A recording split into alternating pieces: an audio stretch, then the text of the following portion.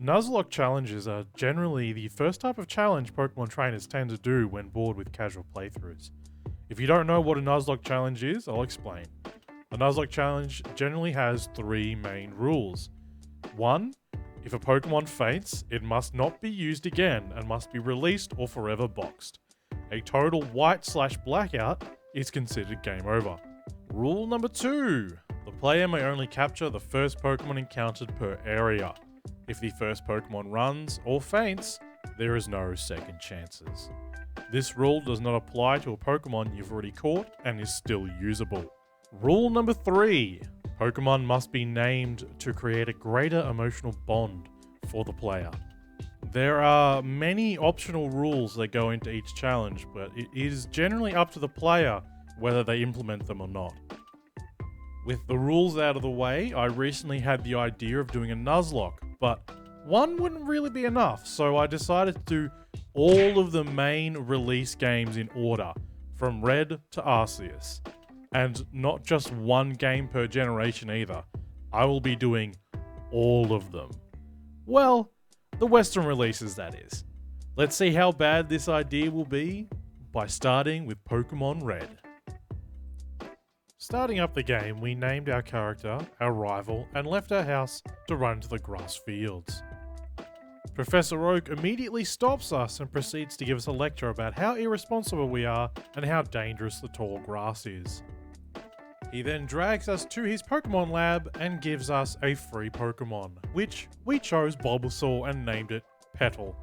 Our rival grabbed Charmander just to be a prick and challenges us to a fight,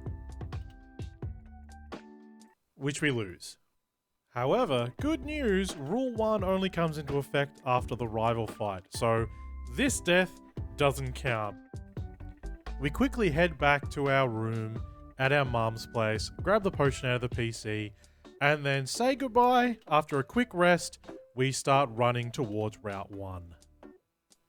Heading back through Route 1, we do run into a couple of Pokemon, and we run into this Pokemart employee who gives us a free potion, which is nice.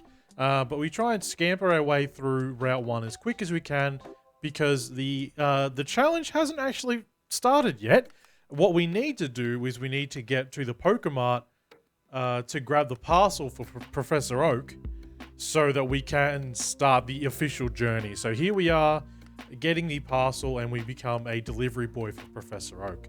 So running back through Route 1 as quick as we can, avoiding all of the grassy areas by jumping over these rocks. And we just head there as fast as we can, just scampering our way. We do run into one Rattata there, which was unfortunate, but we did take it out. But here we stop back, say hi to Professor Oak, hand his parcel back, which is a custom Pokeball apparently, and me and my rival both get given Pokedexes, and now we are unleashed onto the world. However, the challenge hasn't started yet. We need to get Pokeballs. Pokeballs are the essential item for this challenge. So, heading back to our house, saying bye to Mum for the last time, well, for the last time, for the actual real time. We head back towards Route 1, we skip Route 1, and we go straight to the Pokemart, which we grab 10 Pokeballs, and we officially have the challenge started. Since we have the Pokeballs right now, we are going to go on a catching spree. First off, we went to Route 1 and we caught a Pidgey, which we named Fluff. Next up is Route 22, when we found a Rattata, which we named Nibble. Then we went up north, went to Route 2. We encountered a Weedle, which we named Poke Poke. And then we went into Viridian Forest, and after 5 Weedles in a row, which we couldn't catch, we ran to this Caterpie, and we called it Gavin, because Gavin free, because Butterfree, har har har har. After a short grind session, both Fluff and Petal are both level 8, and we have Fluff blow away every single bug catcher in the forest and confidently walk straight through to Pewter City.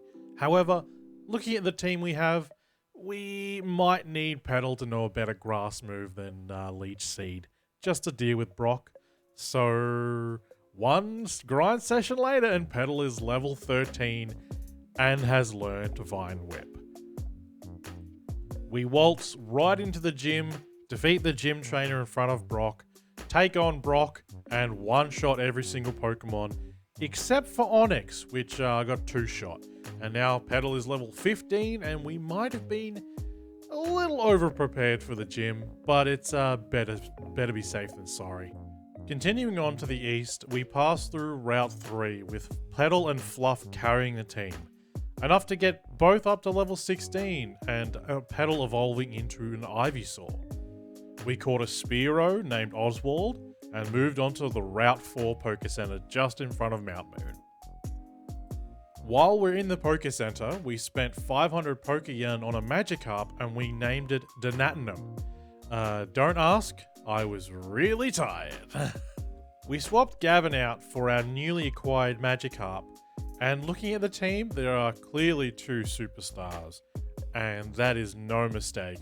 Petal and Fluff have been carrying so far, but that might change in the future.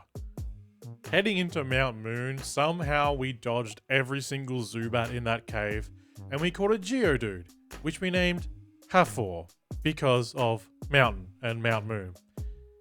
Then we proceeded to avoid a majority of all the trainers to get to the end of the cave system as fast as possible. After defeating the final Team Rocket Grunt and the scientist, we picked up the Helix fossil and hightailed it straight for Cerulean City to heal. Looking at the current team, there was some grinding to be done. So, 2 hours later, the team was ready to take on our rival to the north of Cerulean City. We started heading north towards the Nugget Bridge when we ran into our rival, you. Our Geodude took care of his Pidgeotto with Rock Throw. Poke prodded down Abra just to get some extra XP. A Fluff blew away the Rattata with Gust, and our Geodude dealt with the Charmander by throwing rocks again. This always felt like one of the hardest rival fights when I was younger, only because of how much grinding was needed before the fight. That aside, we did win, and our rival did tell us about Bill, and now our new objective, find and talk to Bill.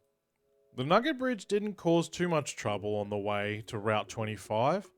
However, the closest we were to losing a Pokemon was our Geodude was supersonic by a Zubat and was just hitting itself in confusion.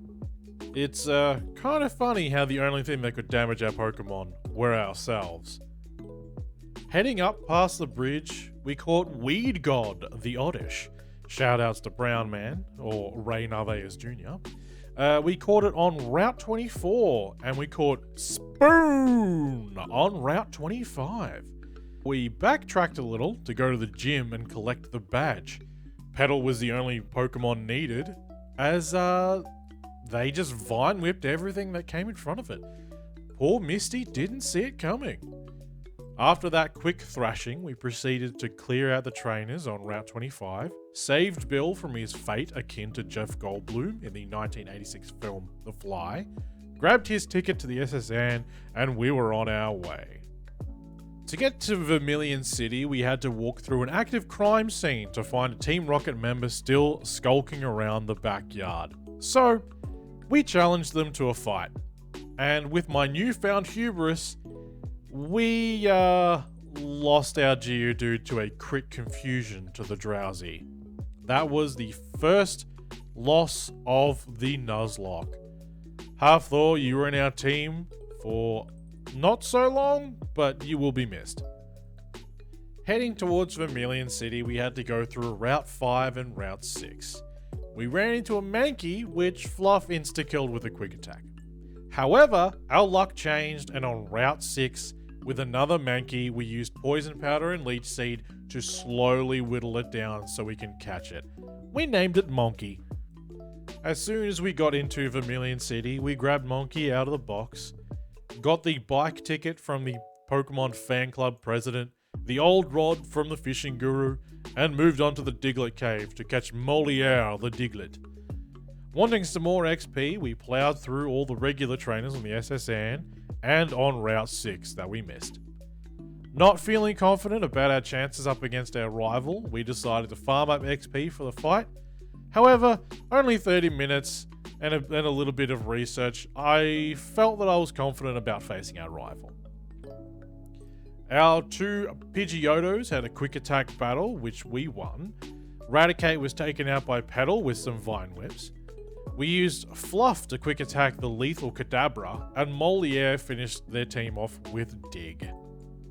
Our rival, after losing, exclaims they came to the SSN to find the Master Cutter, but only found a seasick captain. With that in mind, we headed up and helped the captain, and he hands us the HM for cut.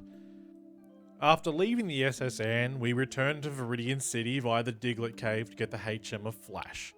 While we're here, I decided to take the long way back and train up some Pokemon along the way, which was a great idea since Spoon evolved into a Kadabra and Donatinum evolved into a Gyarados. After an hour or so, we made our way back to Vermilion City to take on Lieutenant Surge. Turns out, Surge's Pokemon aren't great at Whack-A-Mole, because Moliere eliminated his entire team only using Dig. Heading back up to Cerulean City and then heading east, we went through Route 9 and 10 on our way to the Rock Tunnel. At this point, with a short minute of research and constantly switching out the order of our team, the routes were a complete breeze. We caught a Voltorb named Pokeball on Route 10, then we headed straight into the cave. Heading straight into the cave, however, was a massive mistake since I only had a handful of Pokeballs and no Great Balls for the Onix that spawned in the cave. Even with extremely low health, the Onix refused to get inside any of the Pokeballs that were thrown at it. Slightly frustrating, but it's okay, I already have Moliere to be my ground type. Skipping over Lavender Town, we headed straight for Route 7 and 8 to get to Celadon City. Route 8 had a Growlithe appear, but when lowering its health to capture him, it used Roar and escaped in the chaos. That was super frustrating, but I got a second chance on Route 7 and we were successful this time and we named them Doge, cause they are the goodest of dogs. Continuing on into the city, we went to the back door of the Celadon condominium and scaled the building to the roof so we could yoink an EV off a table.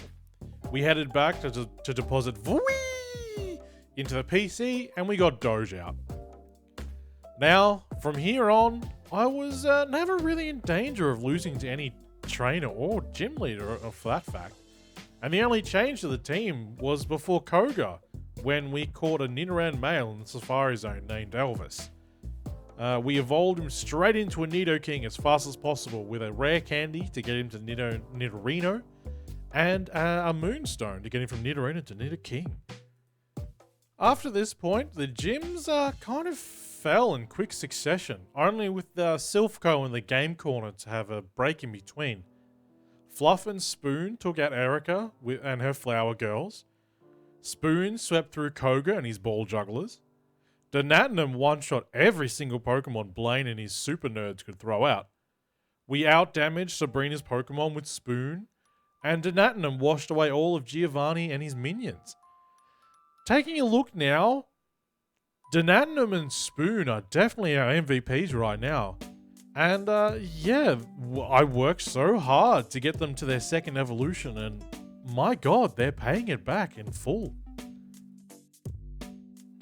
After Giovanni, I decided to grind up some levels to prepare for the rival fight on Route 22.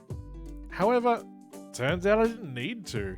Since Donatinum annihilated his entire team, I didn't need to level up any other Pokemon. Now we had a swift run through Victory Road, swiftly avoiding every single Pokemon trainer along the way. And yeah, a not so swift grind to get my levels up to an adequate amount so I can actually try and take on the Elite Four and not just lose immediately. Looking at my team going into the Elite Four, I am hedging all of my bets on Donatinum. If I lose Donatinum at any point during the Elite Four run, I am screwed. The first Elite Four member is Lorelei. Donatinum didn't have any trouble taking out her Dugong and her Cloyster, but took way too much damage against her Slowbro and Jinx. I knew none of my other Pokemon could take on her Lapras, and I didn't want to risk losing to Natinum since they are crucial if I wanted to survive. I made a choice. I switched out Doge to take a hit while we healed up to Natinum. It was a hard choice to make, but I knew it had to be made. Next up was Bruno. With the Natinum and Spoon, he never really stood a chance. Natinum using Surf on the two Onyxes, and Spoon just taking out all of his fighting Pokemon with Psybeam and Psychic. Agatha was the third roadblock along the way to becoming Pokemon champ, and the same suspects blitzed through her entire team with little issue. Spoon taking on most of the responsibility, and Natinum only helping out against the Golbat. Number 4 is Lance. Lance was going to be a challenge due to the level gap, and only Natinum being the only party member who could actually win against all his Pokemon. Natinum used Thunderbolt, Surf, and Ice Beam, so the fight actually went off without a hitch. Now on to our final hurdle, our rival, you. Going into this rival fight, I was cautiously optimistic. I knew Natinum could take care of most of his Pokemon. The only thing that I was kind of scared of was his Alakazam. Alakazam is really powerful in Gen 1 and is only weak to bug-type moves, and I don't think any bug would be that powerful to take on the Elite Four.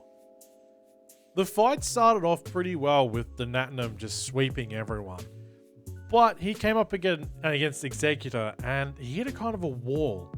He took too much damage from the tanky Executor, and I needed a clean swap. And the only Pokemon that I knew that I could use that is probably low enough level that couldn't really help was Fluff. Fluff, I'm sorry. You allowed Natinum to heal up and to sacrifice your life for it, and I am eternally grateful for it. With that sacrifice, Natinum was sent back out, healthy and prepared to get revenge. His last Pokemon was his Charizard, and with the memory of Fluff in the back of their mind, Natinum hit a critical Surf and took out our rival's last Pokemon. With just over 24 hours of in-game time, we are the Kanto region's Pokemon champion.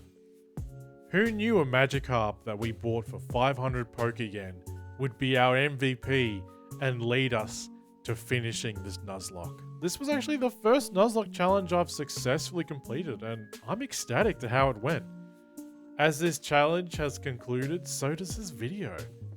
Thank you all so much for watching. It's taken me about a month to complete this, so if you liked the video, hit the like button. Let me know what your favorite part of the video was down in the comments below, and thanks again for watching, and stay tuned for the next video in this franchise lock, which will be Pokemon Blue Nuzlocke. See ya!